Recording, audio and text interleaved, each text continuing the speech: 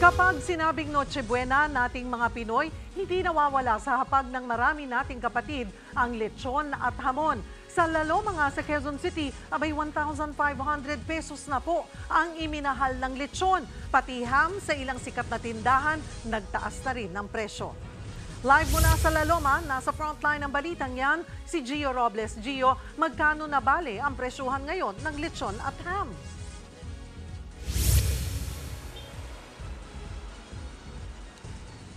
Cheryl, ihanda ang inyong bulsa sa nakaka-high blood na presyo ng lechon. Pero bago tayo mapadpad, dito sa Laloma, Quezon City, ang lechon capital ng bansa ay nag-ikot na rin tayo sa mga kilalang tindahan ng hamon sa Metro Manila. Napalaban sa siksikan at mahabang pila mga dumayo sa Excelente Ham sa Quiapo, Maynila kanina. 2 araw bago ang Pasko, naghabol silang makabili ng ham. Patok doon ang mga ham na mabibili ng patingi-tingi. Nasa 1,720 pesos ang 1 kilo ng scrap ham, pero kung kaunti lang ang kailangan ninyo, mayroong 1/4 na 430 pesos lang. Dinadayo na rin ang Adelinas Ham sa Mandaluyong. Si Jelay Angeles na galing pang Parañaque, pangalawang sunod na araw nang bumalik sa Adelinas. Umabot na raw ng mahigit 30,000 pesos ang kanyang pinamili na ipangreregalo niya at iba ay pinasabay lang ng kapitbahay. Naglalaro raw sa 50 pesos hanggang 100 pesos ang tinaas ng iba't ibang klase ng ham doon. Dahil daw ito sa pagtaas ng production cost. Posible raw dumami pa mga maghahabol na bumili ng hamon bukas o sa bisperas ng Pasko. Sa mga may budget, dinarayo sa Adelinas ang bone-in ham na 1,720 pesos kada kilo. Sa mga nagtitipid naman, meron pa ring tingi na scrap ham na 410 pesos hanggang 820 pesos.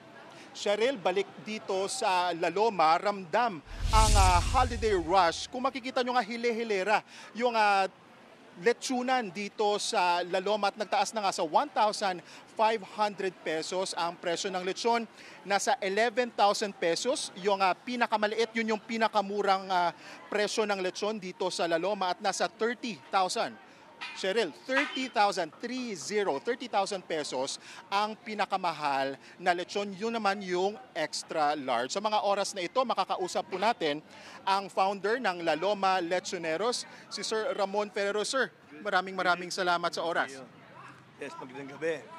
Sir, hanggang kailan magtataas? Ito na ba yung last na increase sa presyo ng lechon? Meron pa tayong isang pagtaas bago magbagong taon. Kasi ang dahilan niyan, yung ASF clearance test at yung transportation cost nila. Of course, yung production cost din namin, hindi ba? Kaya siguro up to another 500 dyan sa bawat lechon. Sa bagong taon po, yes. Tama? Bagong taon. Pero, sir, dito po sa Laloma, no, kapag bibili yung mga mamimili natin, yung mga viewers natin na nanonood ngayon, paano malalaman kung dekalidad ang lechon? Ang lechon, kung susuriin nyo, pag kayo ay bibili ng lechon, siguraduhin nyo na ang likod ng lechon ay flat kasi ibig sabihin nun, bilog na bilog at malaman ang lechon. Makikita nyo kung substandard ng quality ng lechon ay pag alsado ang yung spinal column niyan, matulis yung likod. So it means, yun ay substandard. Para makakuha kayo ng quality, yun nga, masarap ang lechon pag yung flat ang likod niya. Ibig sabihin, malaman yun. At very healthy yung baboy. Paano po sa balat naman po, no? Dapat ano ba? Shiny ba siya? Shiny, shimmering, splendid? Ganun ba? Siyempre, kinakailangan malutong na malutong tingnan yan. Okay. Makinis at talagang very shiny. At yung isa pa, kinakailangan may oil drops pa yan. Yung tulo na mantika. Ibig sabihin, bagong luto pa lang yan. Pag wala nang tulo yan, matagal nang naluto yan.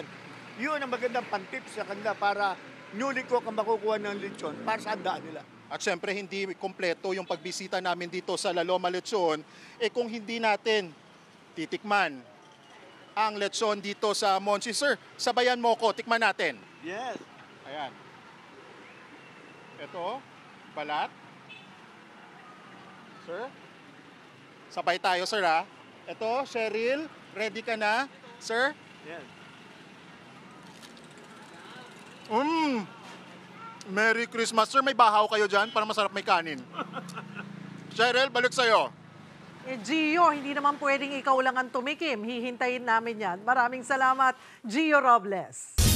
Mga kapatid, Cheryl Cosim po, huwag maging huli at maging una sa lahat sa balitaan.